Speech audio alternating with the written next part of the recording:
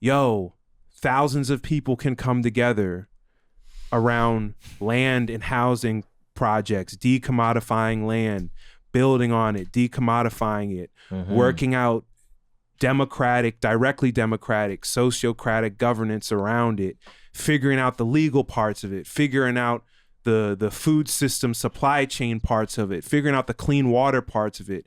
We can all literally do this openly and transparently, come together and start doing this stuff now and get to this.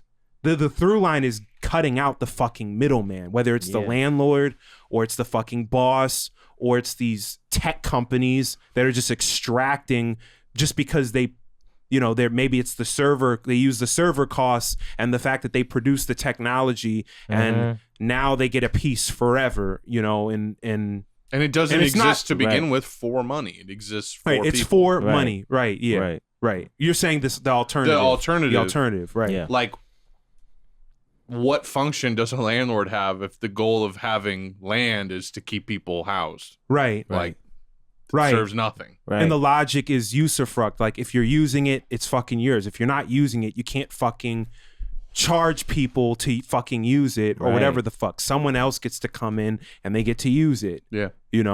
Like very simple things. Yeah. But it's like, it's very different from the proprietarian property logic that defines the systems that we're living in now. Yeah, everything is literally everything, including human beings, something to be bought and sold. Everything is something to be bought and sold. That's the logic that we live under and we die under, Right. So literally another zoom out point and way to think about it is like, how do we just open up the space to just start practicing this other way of doing stuff? Just like a bare minimum, whether it's, in terms of land, housing, whatever, come together. And it's like, wow, there's no more of this psychological like torment and torture of a human being over me. Right. I don't have to worry about where I'm going to fucking live when this lease is up or if I'm going to get evicted. All of that is gone. And now I have all this time to do all this other shit that could then help other people.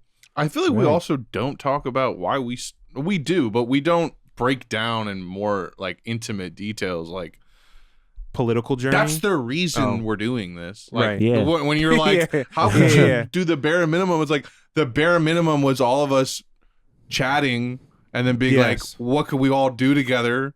We all live in the same city. Yeah. None of us want landlords. None of us want bosses. So we're doing literally the basic thing, which is taking your labor and your creative yield, combining it, and pointing it towards that goal. Right. Yeah.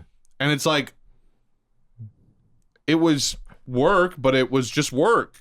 Yeah. It's not like, and it was, I know so many people who are fucking like, a lot of times you go back to like the 3D artist and you're like, what you do is literally one of the last like true skills. Trades, like an actual thing that people need that people not everyone can do. right. You literally could gild the fuck up and cooperate and do all this shit. Yeah.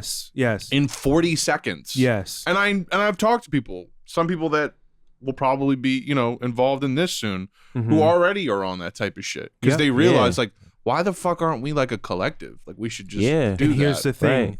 Connecting the collectives, connecting the groups, keep federating. Don't do shit in isolation. Exactly. Yeah. Don't do shit in a vacuum. Even if it's a little different what you're doing, is there do we have this shared macro common human goal? Even if it's just around our baseline survival, then there's no reason we shouldn't be coming and together. What makes that easier?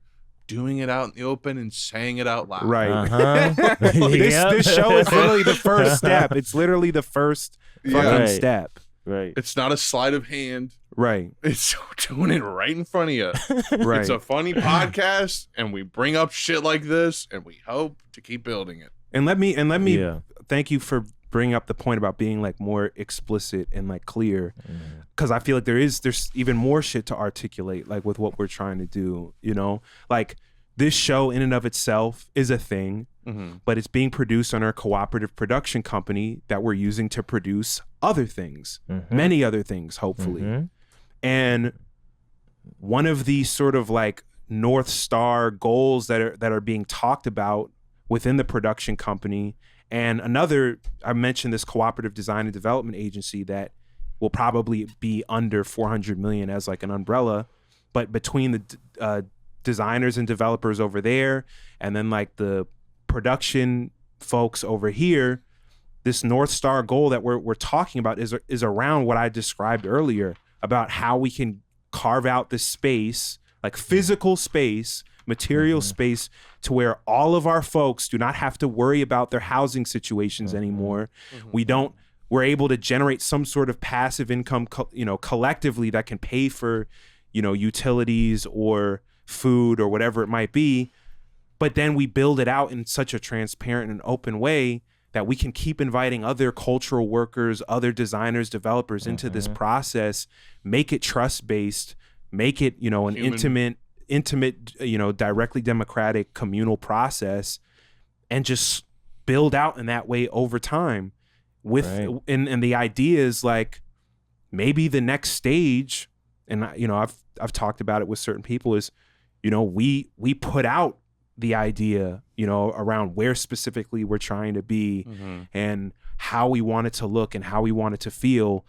And I talk about this with designers all the time, not just any designers who share our values and our politics. And we always circle back to this thing of like, we can make it look sexy. We can make it comfortable, like the way that we live together, right? But it's going to come down to the social relations of that shit. That's what makes it transformative. That's what makes it worth it in the end, ultimately. If you can have those two things together, like I am fucking free of shit and free to do shit in my mind with these people, and there's trust, and we actually there's a sense of like, oh wow, we have a hold of this together.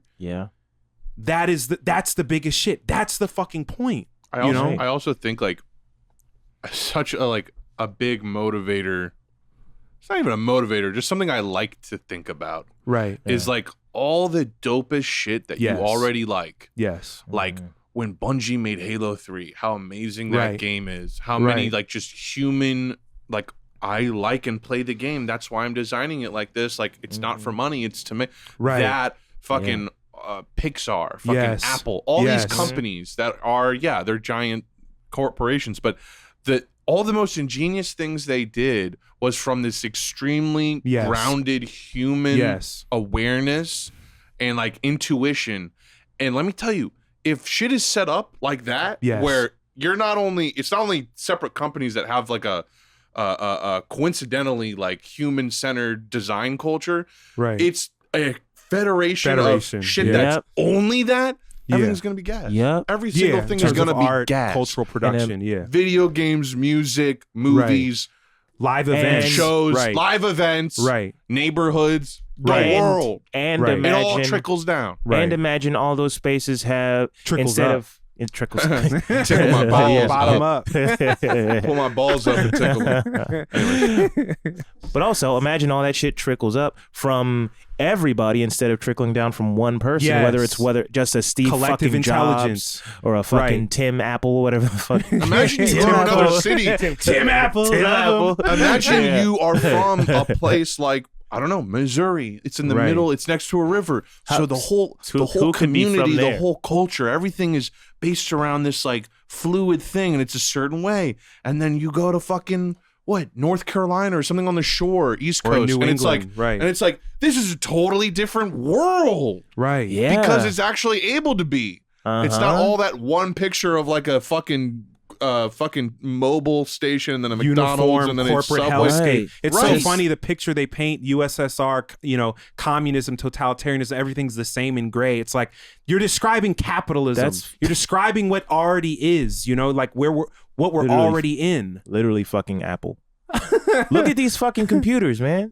Bro, all fucking gray and sleek and shit. They look like in Dallas. They look like the SpongeBob future shit. I was in Dallas. The fucking like, like the endless like mini mall shit.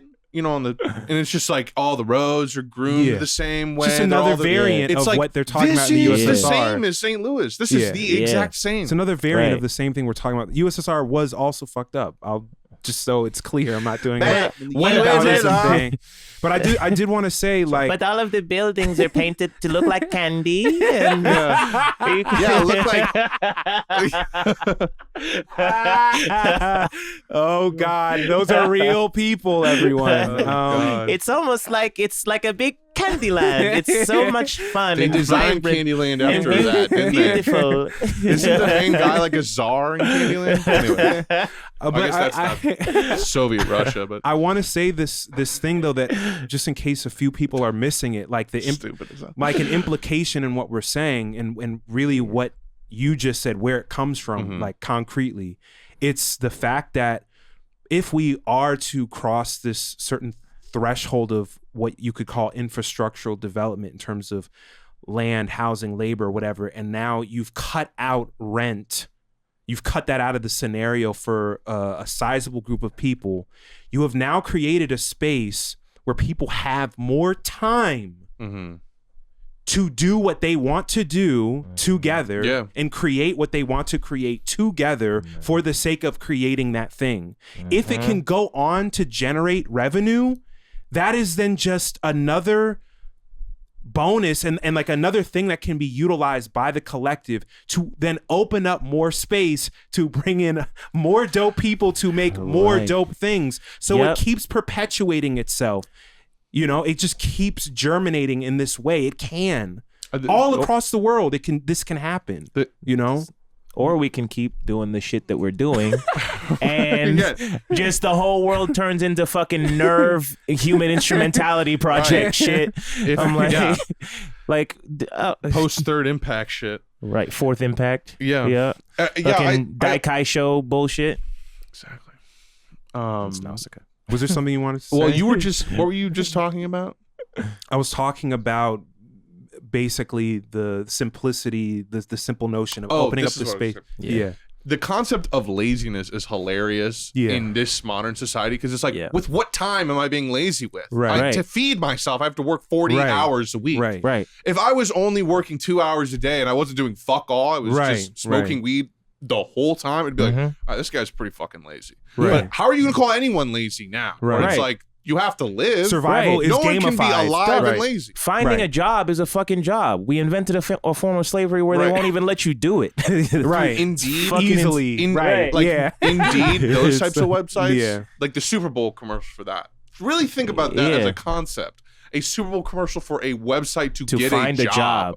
Put your body on the market, baby. Put that meat on the market. And it's the middleman of the put your meat on the market, like, they're literally have another utility that they're making money off. So much money off. They're contracting most of their infrastructure out, probably. Like other people run the actual shit of the website and all that. And this brings me to the concept of a high value man. What are you worth on the marketplace? Well, he was saying a lot of shit about that. Why are you quiet now? Yeah, what's going on, bro? Where's all that talk at? Where's all that one time? Where's all that Kevin Samuels talk now? Look at Chucky, he's smoky. Go ahead.